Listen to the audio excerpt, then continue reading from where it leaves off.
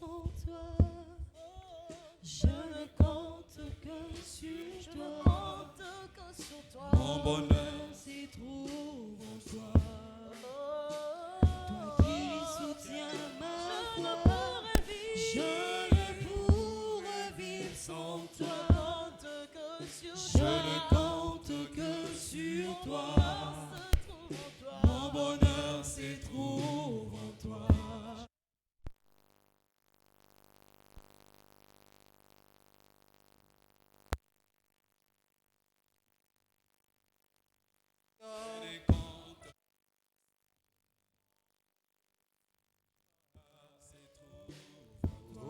Jésus, toi qui soutiens, je ne pourrais vivre sans toi.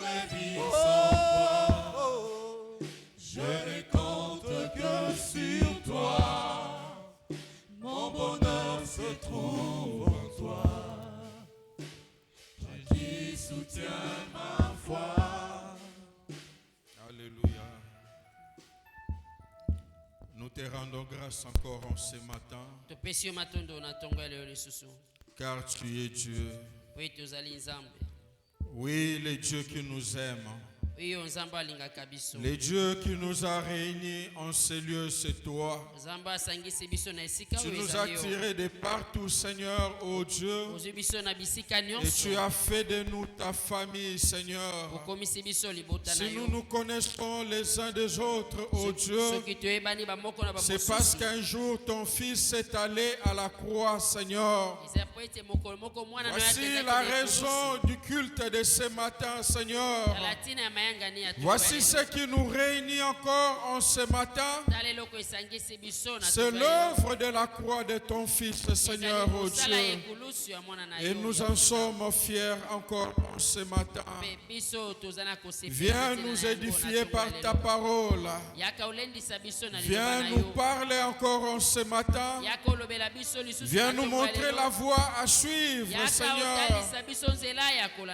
Au nom de Jésus, nous avons ainsi prié. Amen. Amen. Gloire soit rendue à Dieu. Je croyais que vous alliez acclamer le Seigneur. Alléluia.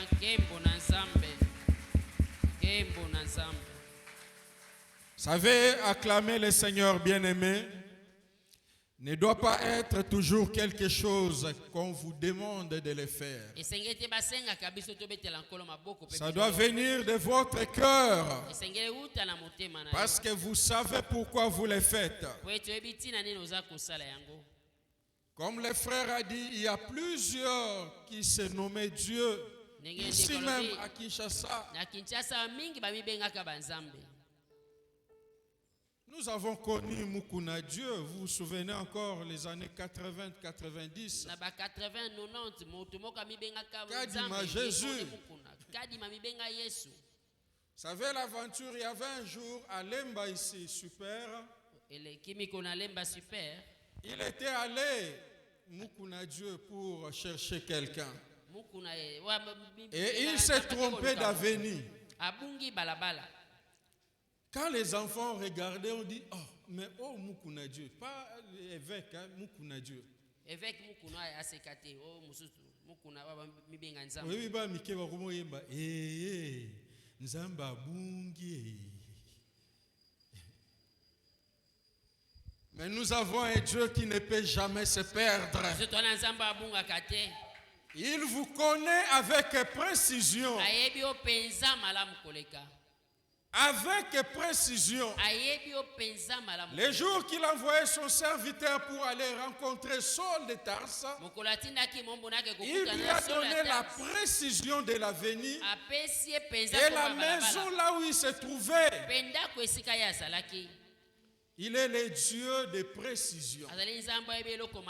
C'est pourquoi vous devez être fiers de votre Dieu. Fiers d'appartenir à ce Dieu-là.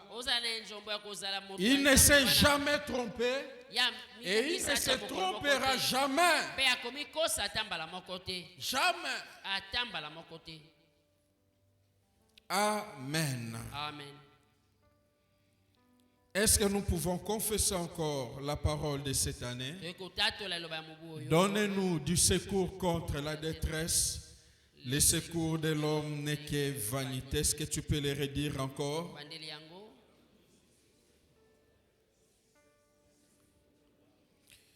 Oui, c'est de ce secours-là dont tu as besoin. Tu en as besoin tout au long de ta vie. Pas seulement un jour, mais nous le désirons jour après jour. Car sans son secours, le psalmiste a dit notre âme serait bien vite dans la demeure du silence. Nous allons prendre deux extraits, trois extraits de la parole de Dieu que nous allons lire. Vous pouvez prendre note. Jérémie chapitre 5, 20 à 21 et le verset 25. Ésaïe chapitre 59, verset 1 à 3. Et vous allez prendre aussi Jacques 1, verset 17. Je commence par Jérémie, je vais lire. Annoncez ceci à la maison de Jacob. Publiez-les en Juda et dites: écoutez ceci, peuple insensé et qui n'a point de cœur. Ils ont des yeux et ils ne voient point. Ils ont des oreilles et ils n'entendent point. C'est à cause de vos iniquités que ces dispensations n'ont pas lieu. Ce sont vos péchés qui vous privent de ces biens. Amen. Ésaïe 59, la Bible nous dit ceci. Non, la main de l'Éternel n'est pas trop courte pour sauver, ni son oreille dure pour entendre. Mais ce sont vos crimes qui mettent une séparation entre vous et votre Dieu. Ce sont vos péchés qui vous cachent sa face et l'empêchent de vous écouter, car vos mains sont souillées de sang et vos doigts de crime.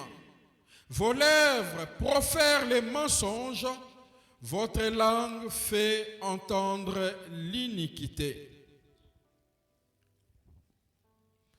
Jacques 1, verset 17, la Bible nous dit: toute grâce excellente et tout don parfait descend d'en haut du Père des Lumières, chez lequel il n'y a ni changement, ni ombre de variation. Amen. Amen. Chez notre Dieu, il n'y a ni changement, il n'y a ni ombre de variation, nous dit Jacques. Si en Dieu, il n'y a point de changement, si en Dieu, il n'y a point de variation, la question que nous pouvons nous poser, en qui se trouve le changement et à qui se trouve la variation? Amen. Amen. Depuis le début de cette année 2021, nous avons déjà consommé pratiquement 3 trimestres pendant lesquels, en s'appuyant sur la déclaration de cette année que nous venons de faire, laquelle année que nous avons déclarée année de secours divin, conformément à cette parole que nous venons de lire, donne-nous du secours contre la détresse. Le secours de l'homme n'est que vanité. Nous avons eu à aborder déjà des séries d'enseignements. Bien sûr que vous pouvez trouver l'intégralité dans notre chaîne YouTube que nous avons dénommée Maranatha chez vous. Nous avons parlé du fondement des secours divins. Nous avons parlé des moyens de secours divins. Mais en ce matin, bien-aimés, j'aimerais aborder encore une autre série d'enseignements que j'ai intitulé Les attitudes qui bloquent les secours divins dans notre vie. Les attitudes qui bloquent les secours divins dans notre vie. Et avant d'aller bien aimé beaucoup plus loin, j'aimerais vous faire comprendre ce que nous entendons par les attitudes qui bloquent les secours divins.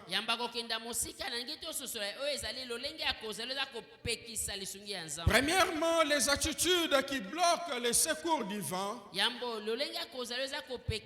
ce sont des choses qui mettent Dieu à mal ou qui mettent Dieu mal à l'aise dans notre vie de chaque jour. Les choses qui mettent Dieu mal à l'aise dans son action ou dans son intervention, dans la vie de l'homme d'une manière générale, et particulièrement dans notre vie étant qu'enfant de Dieu. Les attitudes qui bloquent le secours divin, deuxièmement, ce sont des pratiques que la parole de Dieu condamne et interdit aux chrétiens dans sa marche étant enfant de Dieu ici sur la terre. Troisièmement, je dirais ce sont des comportements ou des dispositifs qui des fois qui sont liés à la nature humaine, dont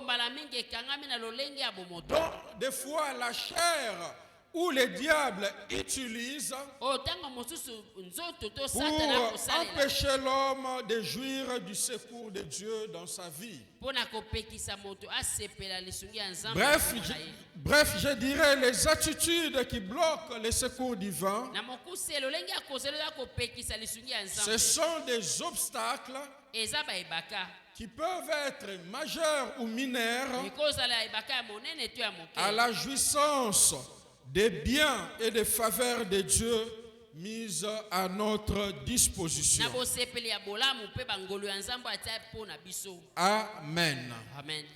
Comme nous l'avons toujours dit, bien-aimés, le désir de Dieu est de nous faire du bien. Le souhait et la volonté de Dieu est de voir l'homme prospérer et de voir l'homme aller de l'avant et de voir l'homme progresser dans sa vie. Il veut nous voir faire des exploits, et cela d'une manière permanente.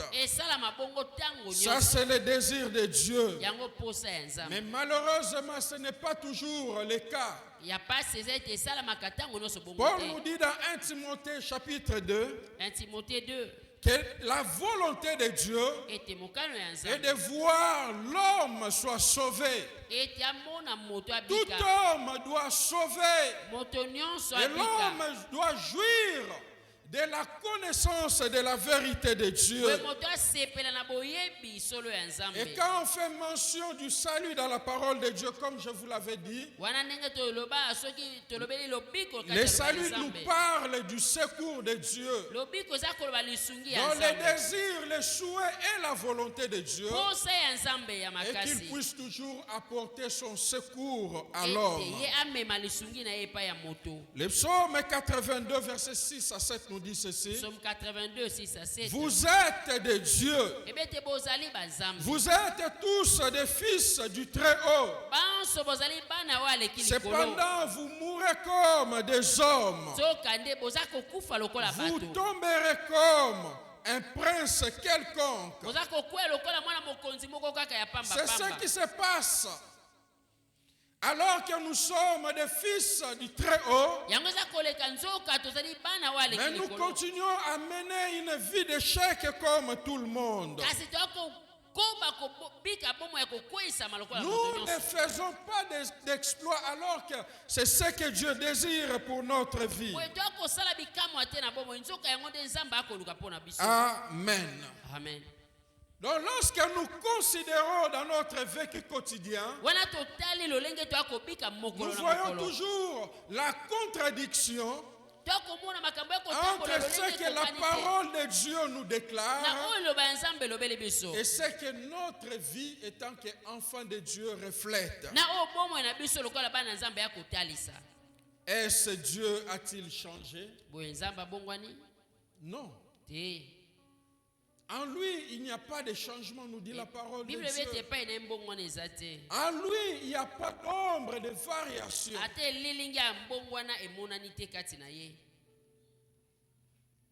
La personne chez qui découle tout don parfait et toute grâce excellente, nous dit la parole de Dieu. En lui, il n'y a pas de changement. En lui, il n'y a pas de variation.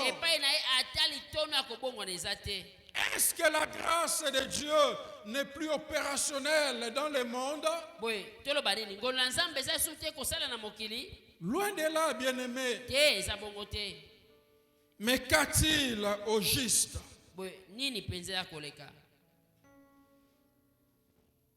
Et souvent, c'est la question que nous nous posons lorsque rien ne marche. L'homme murmure, l'homme se plaint toujours, bien-aimé. Même contre la personne de Dieu.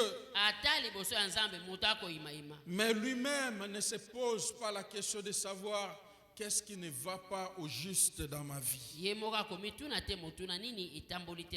Amen. Amen. Amen. Bien-aimé, il faut savoir que dans notre vie, des fois, il y a des attitudes qui ne plaisent pas à Dieu. Il y a des comportements qui font que le secours de Dieu ne nous atteigne pas. Des choses qui bloquent l'intervention de Dieu à notre faveur. Et dont nous avons la responsabilité, bien-aimée, de mettre de côté. À un certain moment, nous devons mettre cette pierre qui bloque tout de côté, afin de voir la grâce de Dieu couler dans notre vie. Et c'est de toutes ces attitudes que nous allons parler tout au long de ce dernier trimestre. Il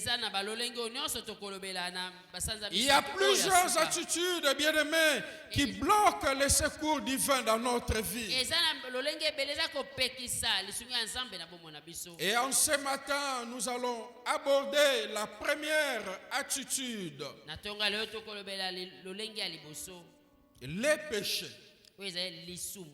Amen. Amen. Jérémie 5, verset 25, la Bible nous dit ceci. Jérémie 5, 25, c'est à cause de vos iniquités que ces dispensations n'ont pas lieu. Ce sont vos péchés qui vous privent de ces biens. Et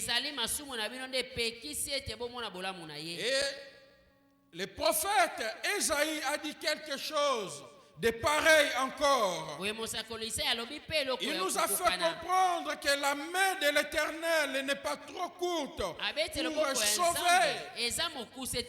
La main de l'Éternel n'est pas trop courte pour nous secourir. Est-ce que la main de l'Éternel est trop courte pour intervenir à notre faveur? Loin de là. Mais il continue à dire, ce sont vos crimes qui mettent une séparation entre Dieu entre vous et votre Dieu. Ce sont vos péchés qui vous cachent sa face et qui empêchent Dieu de vous écouter. Amen. Amen. La première attitude à laquelle nous faisons allusion ce matin, bien-aimés, c'est le péché. En fait, le péché n'est pas seulement une attitude qui bloque les secours de Dieu en notre faveur, mais c'est le premier obstacle à votre croissance même spirituelle. Amen. Amen. Vous savez, à partir du moment où nous acceptons Jésus-Christ dans notre vie, la Bible nous dit que nous devenons une nouvelle créature. Toutes les choses anciennes ne sont plus, car Dieu a tout effacé. Et cela, c'est la dimension de la grâce et de l'amour de Dieu à notre faveur. Et c'est pourquoi l'apôtre Paul continue dans Galates chapitre 5, verset 13. En nous disant, frères, vous avez été appelés à la liberté, mais seulement ne faites pas de cette liberté un prétexte de vivre selon la chair. Mais rendez-vous par la charité, serviteurs les uns des autres. Amen. Amen. Le désir de Dieu est que nous puissions marcher dans sa crainte, afin d'être à son image et à sa ressemblance, et afin de vivre son bonheur dans notre vie. Nous devons refléter l'image de Dieu en toutes choses, dans tous nos comportements, dans toute notre conduite, dans nos actions et dans nos réactions, même dans notre façon de parler. C'est pourquoi l'apôtre Paul parla aux Colossiens. Il nous dit que notre parole soit toujours assaisonnée de sel et accompagnée de grâce, pour savoir ce que nous devons répondre aux autres. Même dans notre parler, nous devons être des modèles, refléter notre Seigneur. Amen. Amen.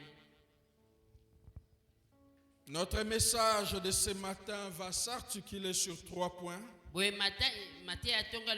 Premièrement, nous allons parler de ce que la Bible nous dit à propos du péché. Deuxièmement, nous parlerons des conséquences du péché. Et troisièmement, nous parlerons du remède au péché. Amen. Amen. Qu'est-ce que la Bible entend par les péchés? Ça veut dire d'une manière générale, lorsque nous examinons la Bible à propos du péché, nous comprenons que premièrement, le péché, c'est la désobéissance aux instructions de Dieu. C'est-à-dire la désobéissance à sa parole, la désobéissance à sa voix, la désobéissance à sa volonté, la désobéissance à ses directives. Deuxièmement, le péché, c'est faire ce qui est mauvais devant Dieu. C'est la rébellion ou la révolte contre la personne même de Dieu. Et à cela, Dieu a lui-même ses serviteurs. Ça veut que la Bible appelle les magistrats serviteurs de Dieu. Les lois qui sont conformes à la parole de Dieu. Lorsque nous marchons à l'encontre de toutes ces lois, nous sommes aussi d'une manière ou d'une autre en train de désobéir à Dieu. Troisièmement, le péché, c'est manquer de but. Amen. Amen. Vous savez, l'Ancien Testament, il n'aborde pas les péchés seulement dans l'aspect moral, quoique cela est vrai. Mais lorsque l'Ancien Testament nous parle du péché, il fait beaucoup plus allusion à la rupture de la relation entre Dieu et l'homme. Donc le péché selon l'Ancien Testament, c'est se séparer d'avec Dieu ou c'est manquer le but. Et nous voyons cela déjà à partir du jardin d'Éden avec Adam et Ève. Ils ont manqué Dieu, la personne même de Dieu. Le péché, c'est manquer Dieu, envers qui nous sommes liés par des devoirs et des engagements. Or, celui qui manque Dieu, il manque aussi sa destinée. Parce que notre destinée, nous dit la parole de Dieu, est entre la main de Dieu. Lorsque nous manquons Dieu, nous manquons aussi notre destinée. Par conséquent, nous nous privons de la grâce et du secours de Dieu. Proverbe 8, verset 35. Proverbe 8, 35. Dans la Bible annotée, il est écrit ceci. Dans la version Bible annotée, car qui me trouve a trouvé la vie et obtient la faveur de l'Éternel. Mais qui me manque se fait du tort à soi-même. Tous ceux qui me haïssent aiment la mort. Amen.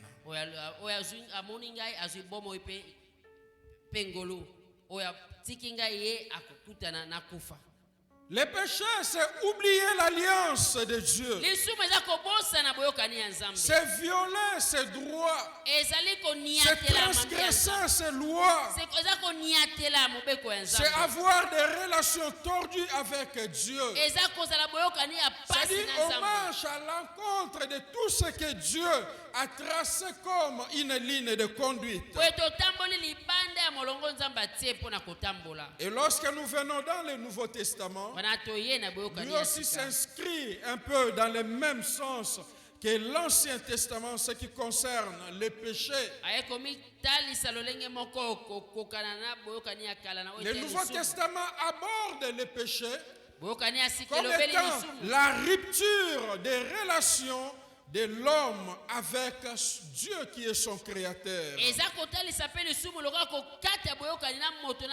le Nouveau Testament, bien aimé, va encore beaucoup plus loin. Parce que dans la définition du péché dans le Nouveau Testament, il ne s'arrête pas seulement sur l'acte qui est posé, mais il va encore très loin. Il va au niveau même de l'intention. Si l'Ancien Testament s'arrêtait beaucoup plus sur l'acte, le Nouveau Testament va encore beaucoup plus loin. Et il s'attarde aussi sur l'intention. Le péché n'est pas seulement l'acte L'acte de désobéir à Dieu. Mais le Nouveau Testament nous fait comprendre que le péché, c'est aussi l'intention de désobéir à Dieu. Je ne sais pas si je me fais comprendre. Amen. Amen. Le but de Dieu, comme je l'ai dit en créant l'homme, c'était qu'il puisse vivre en harmonie et en communion avec lui. C'est pourquoi Dieu a créé l'homme à son image et à sa ressemblance. Chose qu'il n'a pas fait aux animaux ni aux autres créatures. Et l'homme a manqué de but lorsqu'il a fait le choix de désobéir volontairement à Dieu. Ainsi, il se trouva privé de la présence de Dieu. Amen. Amen. Et nous devons savoir aussi, au péché est attachée une sanction. C'est ce que la Bible appelle les salaires, comme dans Romains 6, verset 23. Le salaire du péché, c'est la mort. C'est-à-dire la séparation d'avec Dieu. Voilà la récompense pour tous ceux qui s'attachent au péché, nous dit la parole de Dieu. Et dans Romains 3, verset 23, la Bible on dit, car tous ont péché et sont privés de la gloire de Dieu. Parce que tous ont péché, par conséquent, tous sont privés de la gloire de Dieu. Ça veut bien aimer la gloire de Dieu. C'est le secours de Dieu offert à l'homme pour les distinguer même dans la communauté. Lorsque la Bible nous parle de la gloire de Dieu dans la vie de l'homme, c'est une dimension du secours de Dieu qui fait la distinction entre cette personne sur qui la gloire de Dieu est avec tout le reste. Amen. Amen. La gloire de Dieu, c'est une marque de distinction. Et c'est une particularité du secours de Dieu. Et c'est pourquoi les péchés nous privent du secours de Dieu. Parce que les péchés empêchent que la gloire de Dieu qui vient apporter une distinction dans notre vie puisse se manifester. Amen. Amen. Amen. Amen. Pour ceux qui ont fait le choix de Jésus-Christ dans leur vie, ils doivent prendre cela en considération. Ils doivent comprendre que le péché, c'est une dimension aussi du mépris à l'œuvre accomplie par Jésus-Christ, comme la Bible nous en parle. Lorsque vous lisez dans Hébreux chapitre 10 à partir du verset 26e jusqu'au verset 31, la Bible nous parle de cela. Voilà ce que la Bible nous dit concernant les péchés. C'est manquer le but. C'est être séparé de Dieu. Et lorsque nous sommes séparés de Dieu, nous ne pouvons pas vivre son secours dans notre vie. Parce que nous-mêmes, nous constituons un obstacle dans notre relation avec Dieu. Deuxièmement, les conséquences du péché. Le péché a des conséquences, bien-aimés. Des conséquences incalculables dans la vie de tous ceux qui affectionnent à cela. La vie du péché, bien-aimé, peut détruire l'homme. Elle peut amener la maladie ou la mort. La vie du péché peut détruire aussi les relations de l'homme. Elle peut détruire la famille et la société. Elle peut détruire l'avenir de l'homme, voire toute une communauté. Donc cela a des conséquences. Et les conséquences, bien-aimés, du péché ne se limitent pas seulement à la vie physique. Ça peut toucher même les domaines matériels, les domaines relationnels, les domaines affectifs, et même ça a des conséquences au niveau spirituel. Ça traverse même jusqu'à l'éternité, parce que les conséquences vont suivre de votre côté. Amen. Amen. Car les œuvres, nous dit la Bible, les œuvres de chacun seront aussi jugées. Amen. Amen. Et ici, j'aimerais étaler quelques conséquences,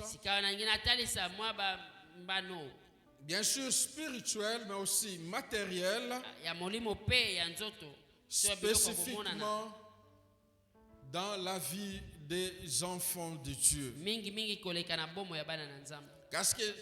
Car s'il y a une race de personnes qui s'attendent au secours de Dieu, ce sont ceux qui ont fait le choix de Jésus-Christ dans leur vie et qui sont devenus enfants de Dieu. Amen. Amen. Amen. Amen. Premièrement, le péché attire la malédiction et la colère de Dieu sur nous.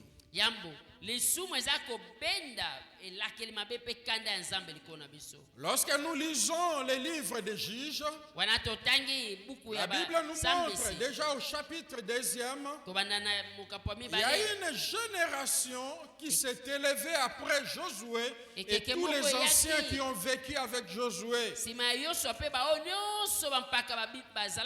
Cette génération abandonna l'Éternel. Cette génération se livra au culte de Baal et au péché, bien-aimé. Et la Bible nous dit au verset 14e, Juge 2, 14. La colère de l'Éternel s'enflamma contre Israël. Et il les livra entre les mains des pillards et qui les pillèrent. Il les vendit entre les mains de leurs ennemis d'alentour. Et ils ne purent résister à leurs ennemis.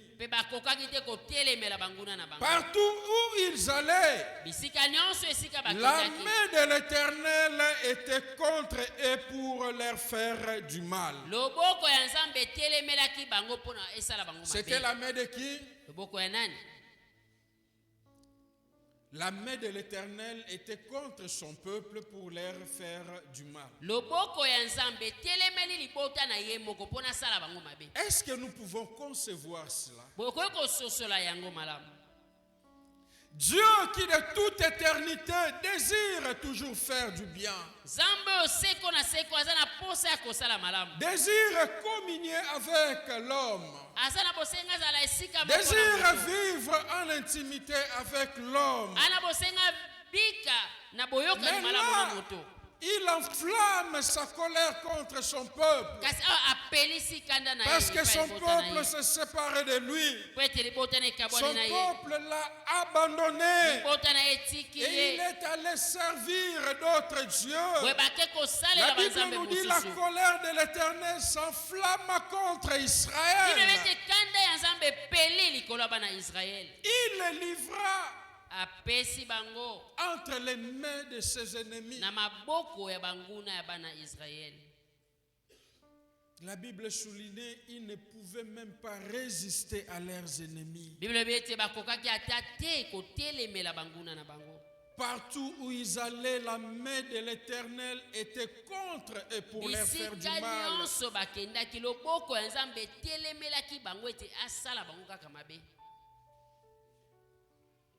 Et le verset 15 termine en disant ceci. Verset 15, ils firent dans la détresse, dans une grande détresse.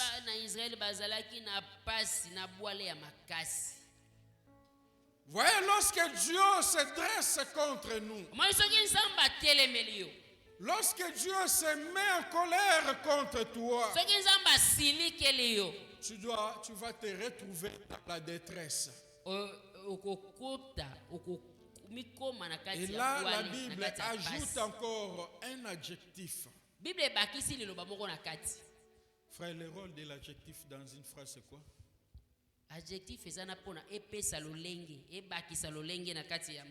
La Bible dit c'est une grande détresse. Bien-aimé, le péché attire la colère de Dieu sur nous, sur nos avoirs, sur nos familles, sur tout ce qui nous appartient. Dieu qui est appelé à nous secourir,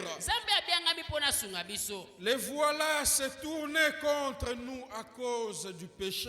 Il se tourna contre son peuple parce que son peuple l'avait abandonné. Il avait marché contre ses règles et principes, alors qu'il avait dit à son peuple: il ne se prosternera que devant lui. Il ne pourra que l'adorer lui et lui seul. Alors que le peuple est allé adorer d'autres dieux, le voilà, notre Dieu s'est tourné contre nous.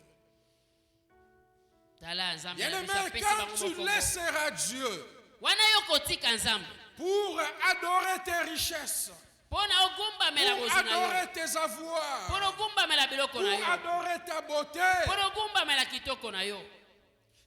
est tellement extra que tu mets en pause même la présence de Dieu. Tu préfères venir en retard au culte simplement parce qu'il faut bien dans nos beautés. Tu adores cela sans pouvoir t'en rendre compte.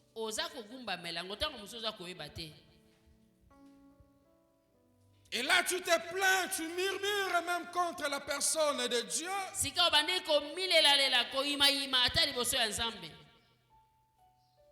Alors que tu l'honores même pas lorsqu'il te dit: on s'est attendu, le culte commence à 8 heures. Toi, ça ne te dit rien.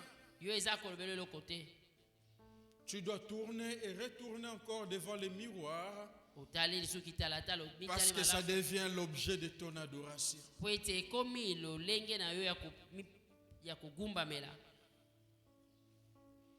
savez, lorsque Dieu se met en colère contre nous, nous serons à la merci de nos ennemis. Ce qui veut dire nous allons perdre sa protection. Nous allons perdre sa sécurité. Nous serons faibles et impuissants devant l'adversaire qui va nous malmener comme bon lui semble. Combien de familles sont devenues des pistes d'atterrissage des sorciers et des démons? Parce que l'ennemi se joue de leur parcelle, se joue de leur maison comme il veut. C'est ce qui se passe lorsque Dieu se met en colère contre nous. Il retire sa protection. Comment tu peux concevoir enfant de Dieu né de nouveau et que dans le couloir na buto yo kaka batu ba tambola na couloir obimi boye mutute oyo ka coin porte fungwa mi coin porte. Donc ta maison est devenue comme une parc d'attractions. Il y a bato mulili.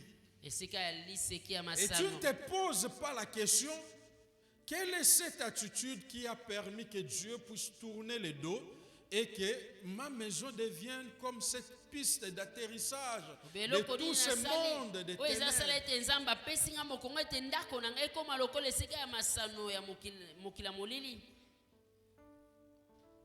Lorsque Dieu se met en colère contre nous, bien-aimés, sa main ne sera pas à notre faveur. Plutôt, sa main sera contre nous.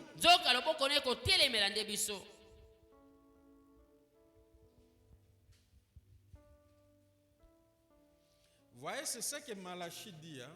Et le prophète âgé, concernant même nos avoirs, nos offrandes, nos dîmes.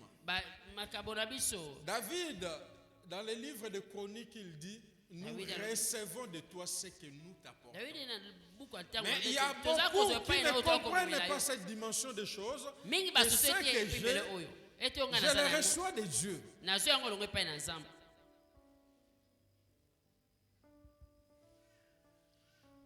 Et c'est pourquoi il va des fois dans des procédures beaucoup plus fortes. Il dit, tu mettras ton argent, mais c'est comme dans une poche trouée. C'est-à-dire, au tchango, mon abou et koué. Mais na tongo na zaye na sana maboko te. Mais pensa ndeni yo moko pozo comprendre. Oh mais na sombeka inte na chikaka. Mais na comprendre pété. Ça sera comme ça. C'est parce que tu n'as pas encore compris l'attitude qui fait que son dos soit tourné contre toi. Et il est dit d'une manière claire. Lisez Malachie, lisez Agé. Tu sèmes, il y a les sauterelles qui viennent, qui mangent la récolte. Ton panier, oui, panier menacé et trou. Tu ne te rends pas compte là où ça va. Amen. Amen. Lorsque Dieu se met en colère contre nous, bien-aimés, sa main ne sera pas à notre faveur. Vous savez, ici, il y a quelque chose que Néhémie a aimé et Néhémie aimait beaucoup plus. Il dit, dans tout ce qu'il faisait, la bonne main de l'Éternel. Vous savez, dans notre marche, dans tout ce que tu fais, il faut désirer que la bonne main de l'Éternel puisse t'accompagner. Mais si cette bonne main est contre toi, imaginez contre toi en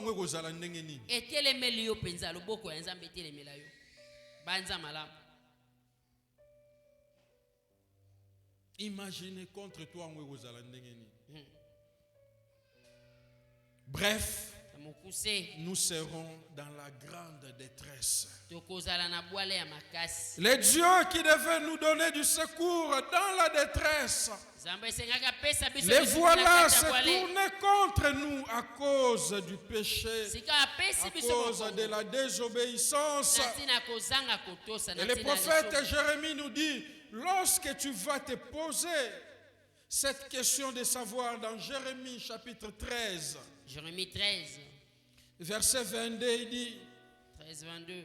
Si tu dis en ton cœur, pourquoi cela m'arrive-t-il? C'est à cause de la multitude de tes iniquités que les pans de tes habits sont relevés et que tes talons sont violemment mis à nu. Au chapitre 30, le verset 14 à 15, toujours de Jérémie, il continue en disant, tout ce qui t'aimait t'oublie. Aucun ne prend souci de toi, car je t'ai frappé comme frappe un ennemi. Je t'ai châtié avec violence à cause de la multitude de tes iniquités, du grand nombre de tes péchés. Pourquoi te plaindre de ta blessure, de la douleur qui cause ton mal? c'est à cause de la multitude de tes iniquités, du grand nombre de tes péchés, que je te fais souffrir de ces choses.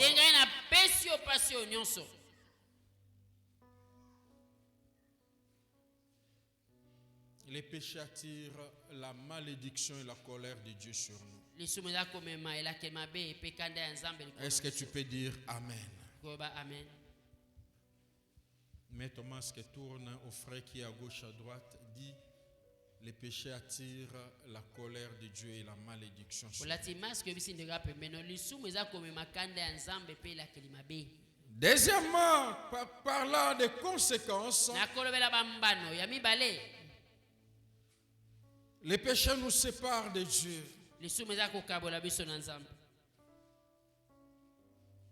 Dans Isaïe 59, le verset 1er, là où nous avons lu,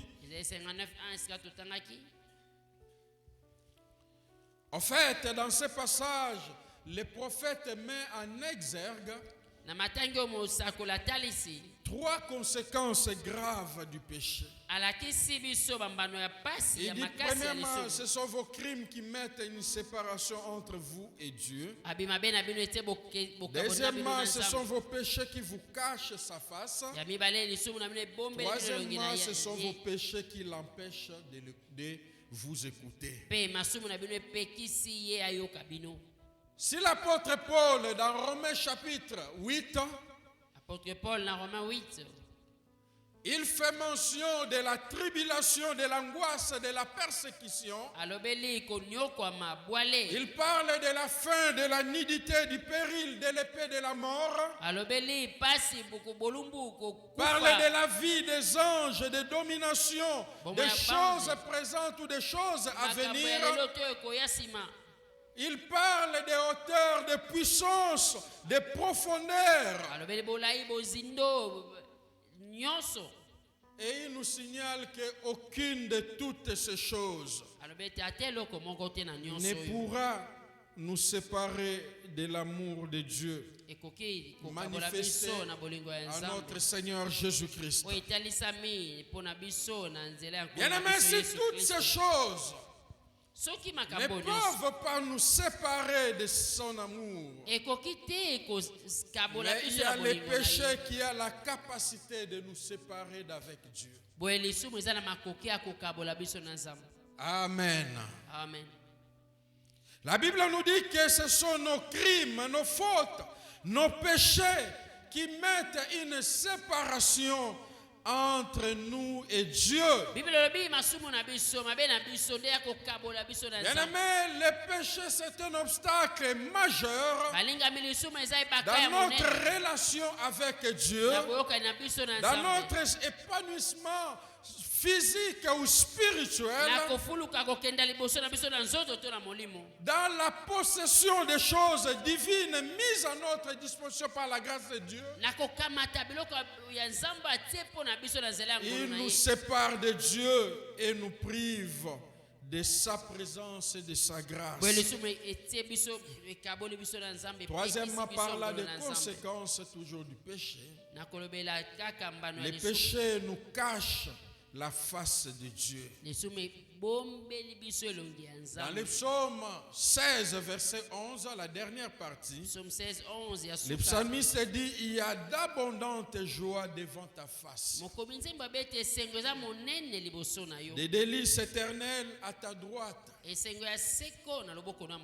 S'il y a un endroit où il y a suffisamment une joie abondante, c'est devant la face de l'Éternel,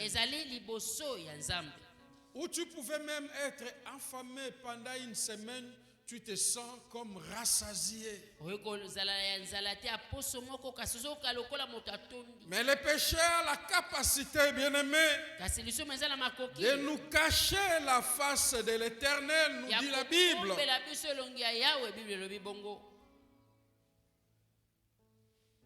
Il n'y a rien de merveilleux, bien-aimé, comme la face de l'Éternel.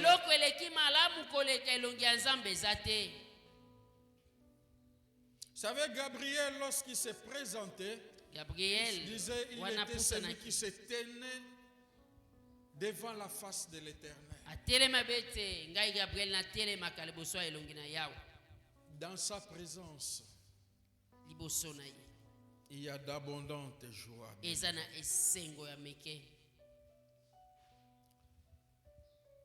Il y a une lumière inaccessible, nous dit la parole de Dieu. Et lorsque cette face, bien-aimée, nous est cachée, nous allons vivre les ténèbres les plus sombres, bien-aimés, de notre vie. La face de Dieu nous couvre de la joie et de la paix de Dieu.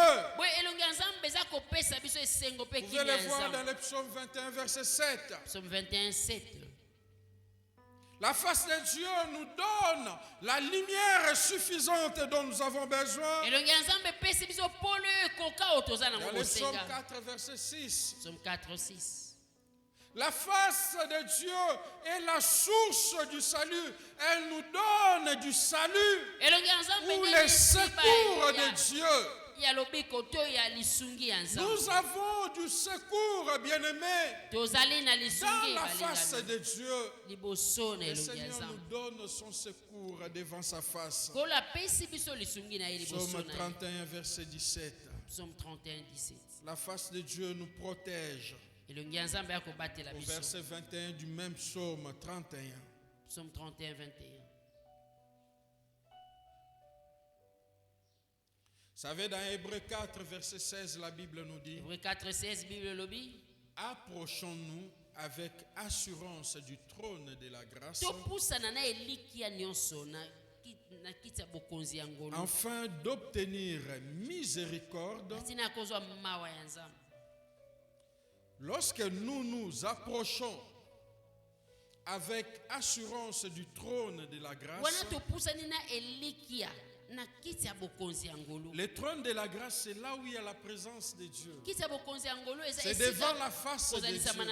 Lorsque nous nous approchons devant la face de Dieu, nous obtenons miséricorde. Nous obtenons grâce. Et nous sommes secourus dans nos besoins. Nous dit la parole de Dieu.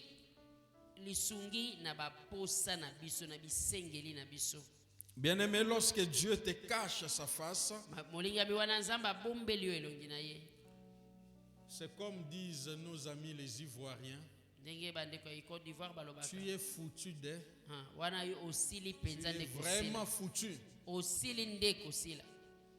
Lorsque la face de Dieu t'est cachée, tu es foutu. S'il y a quelque chose de meilleur, bien-aimé, désirez sa face. Car là, il y a protection, sécurité, joie, secours. Il y a miséricorde et grâce. Et c'était ça, le secret de David.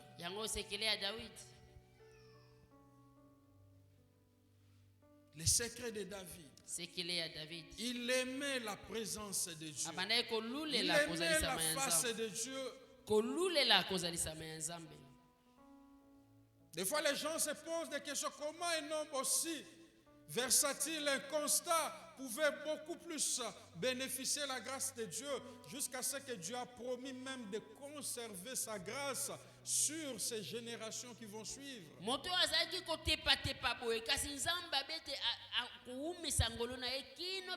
C'est parce qu'il savait que c'est dans la présence de Dieu qu'il y a grâce, qu'il y a miséricorde, et le secours de Dieu se trouve. C'est là.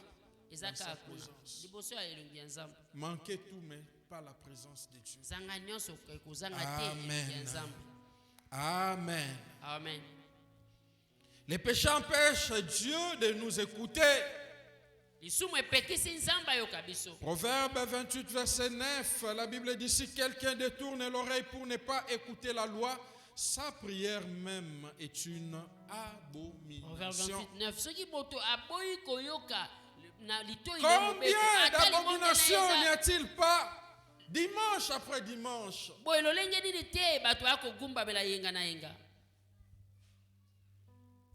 Parce qu'on s'est révolté contre Dieu. Parce qu'on s'est rébellé contre Dieu. Parce qu'on a manqué les buts.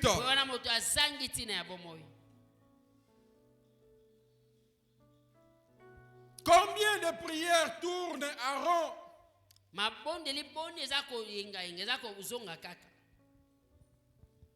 Ça c'est comme contre même un mur. C'est comme une forme de caisse de résonance. Ça te revient.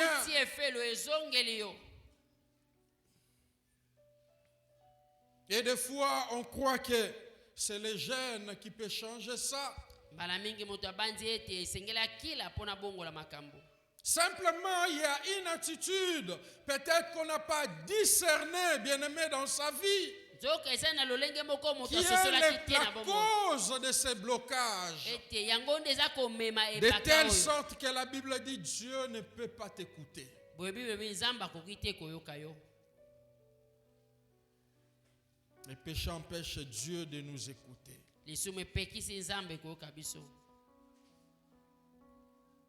C'est comme je disais tantôt aujourd'hui dans l'église, nous avons plein de chrétiens plaintifs, murmureurs, à cause de nos exaucements de leurs prières.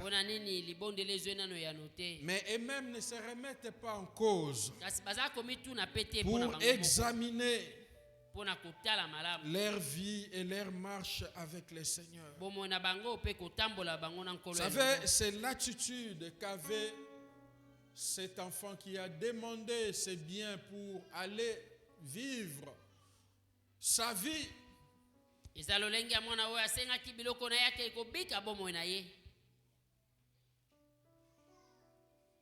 À un moment, il s'est assis, il a pensé à sa vie. Il a vu la condition de vie qu'il était en train de mener. Et souvent, c'est ce qui nous manque. Nous nous plaignons, mais nous ne nous asseyons pas pour qu'à la lumière de la parole de Dieu, que nous puissions sonder qu'est-ce qui ne va pas, quelle est cette attitude qui bloque tout. Quelle est cette chose qui bloque tout.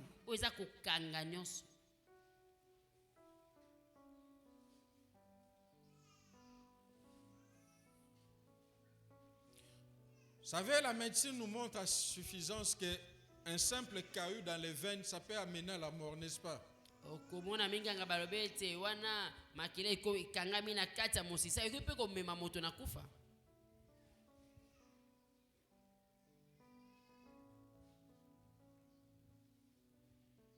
Les amis, la seule prière d'un pécheur que Dieu écoute et exauce. Il faut dire, Seigneur, je me répands, pardonne-moi. Je regrette de t'avoir offensé. Et le Seigneur est celui qui restaure. Une autre conséquence, c'est ce que Jérémie nous dit, que les péchés nous privent des dispensations de Dieu. Les péchés nous privent des biens de Dieu. Dieu désire nous secourir. L'apôtre Pierre l'a dit dans les Actes des Apôtres chapitre 10. Jésus-Christ allait de lieu en lieu faisant du bien. Il désire que ces biens puissent nous atteindre. Mais il y a un certain moment, à cause de notre conduite, à cause de nos comportements, ces biens n'ont pas lieu dans notre vie. Nous nous privons nous-mêmes de ces biens, même de ces dispensations. Vous savez, quand on parle de dispensations, en fait, dans d'autres traductions, on parle même de l'économie de Dieu, où en fait c'était des périodes de l'histoire où Dieu s'est manifesté d'une manière particulière pour marquer le temps dans la vie de l'homme. Et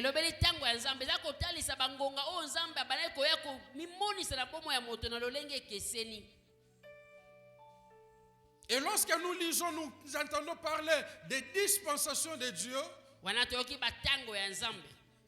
J'aime cette traduction qui parle des économies de Dieu. C'est-à-dire, Dieu à un certain moment de l'histoire, dans des courtes périodes, il venait marquer l'homme ou la période d'une certaine manière avec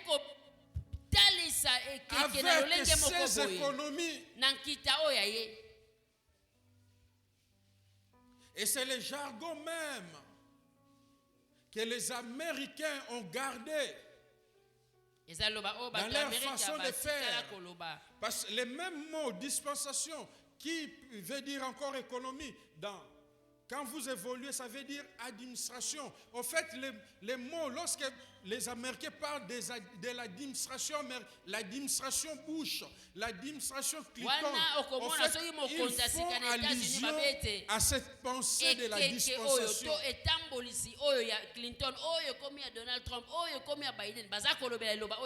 Et c'est comme ça, vous voyez, même dans l'histoire, lorsqu'ils parlent de leur histoire, ils savent que l'administration Abraham Lincoln était marquée de ceci.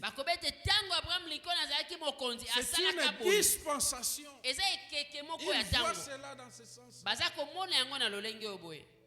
Et il y a quelque chose qui peut mettre pause à la dispensation de Dieu. Et la Bible appelle cela les péchés.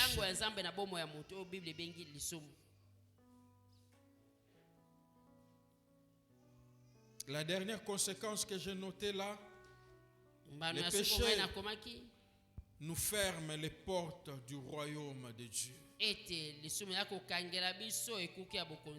Dans Galates chapitre 5 verset 21, vous pouvez lire tous les versets, la Bible dit, Paul dit, je vous l'ai dit d'avance comme je l'ai déjà dit, que ceux qui commettent de telles choses n'hériteront point le royaume de Dieu.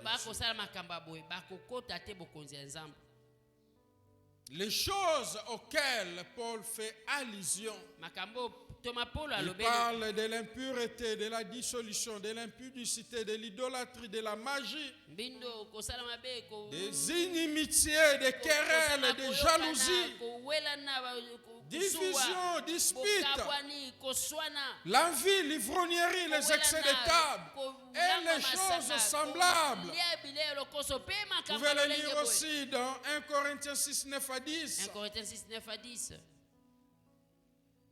Ce sont des choses qui nous empêchent ou qui bloquent, qui ferment les portes du royaume. Amen. Amen. C'est ça ce que ça peut faire. Troisièmement, les remèdes du péché, nous allons terminer. Là, nous allons lire quelques versets. Et nous allons prier. Romains 5, verset 8. La Bible nous dit, mais Dieu prouve son amour envers nous. On sait que lorsque nous étions encore des pécheurs, Christ est mort pour nous. Romains 4, verset 7. Heureux sont ceux dont les iniquités sont pardonnées et les péchés sont couverts. Heureux l'homme à qui le Seigneur n'épite pas son péché. 1 Jean 1, verset 9. Si nous confessons nos péchés, il est fidèle et juste pour nous les pardonner et pour nous purifier de toute iniquité. Si nous disons nous n'avons pas péché, nous les faisons menteurs et sa parole n'est point en nous.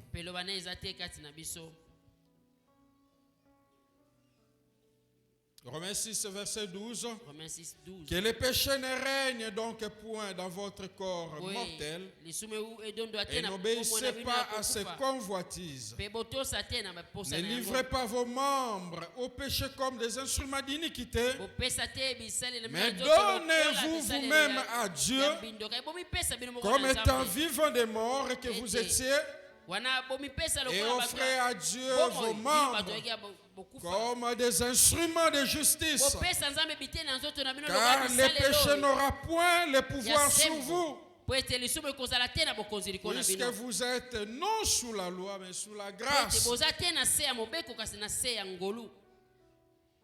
Les remèdes du péché, bien-aimé,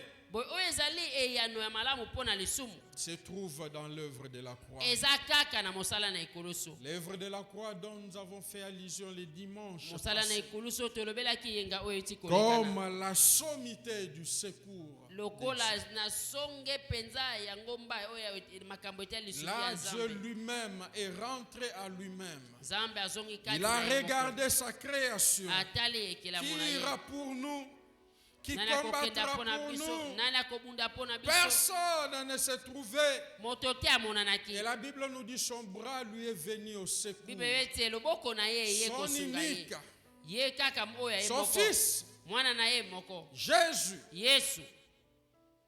il a accepté la croix pour que la peine qui pèse sur nous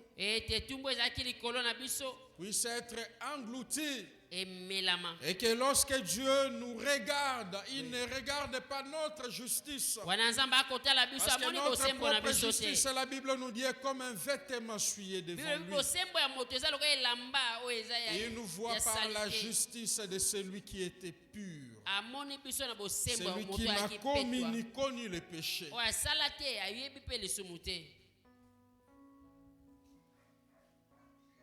Nous nous levons ensemble, bien-aimés. Et nous allons prier, bien-aimé. Tu vas prier spécifiquement pour ta propre vie.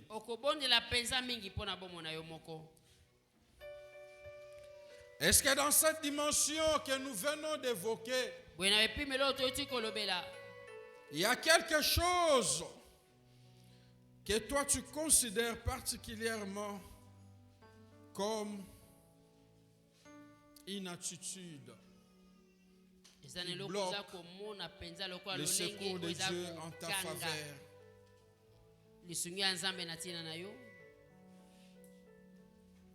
Nous allons nous lever ensemble, s'il vous plaît.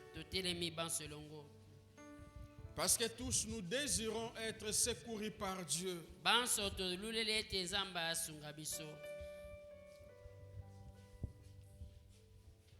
savez, dans la vanne, les robinets,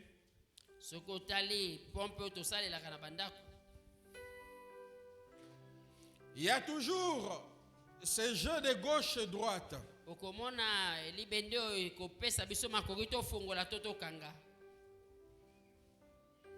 Les on et off. Dans notre domaine, c'est ce qui a défini les numériques, les 0 et les 1. Quand il y a 0, il y a non-passage. Quand il y a 1, il y a l'ouverture. Les passages donnés. Maintenant, regarde-toi. Quel est ce off qui bloque les sources d'eau vive puissent couler en ta faveur? Que le secours de Dieu puisse t'atteindre. Pendant un temps, tu vas prier pour toi-même. Parle à Dieu pour toi-même. Alléluia. Alléluia. Alléluia.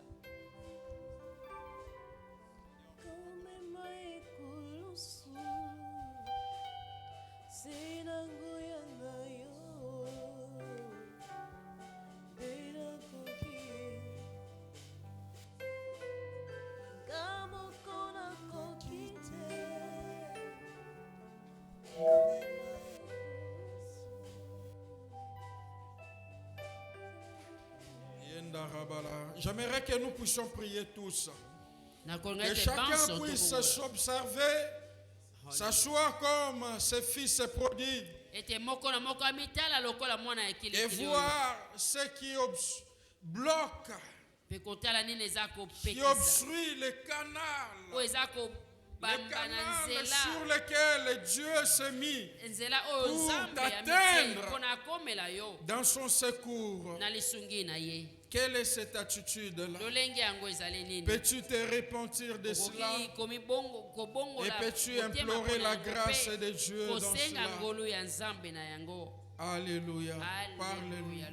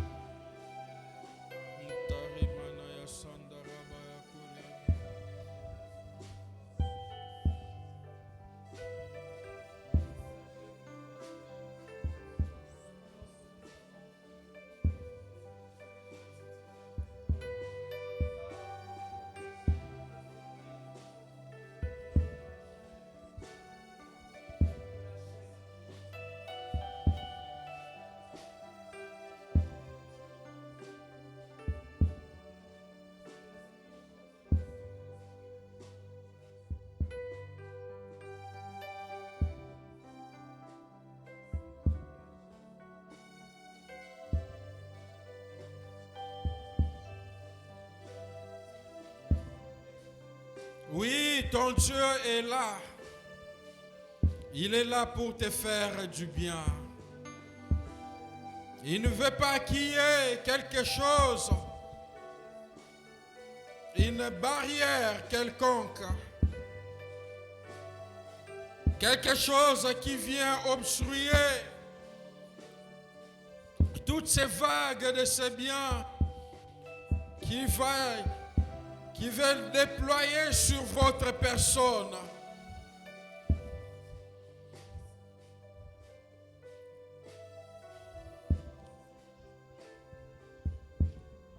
Tu vas ôter cette pierre. Je ne sais pas pourquoi Dieu m'a orienté là-dessus. Peut-être il y a des choses que tu as désirées depuis tous ces 3 trimestres que nous avons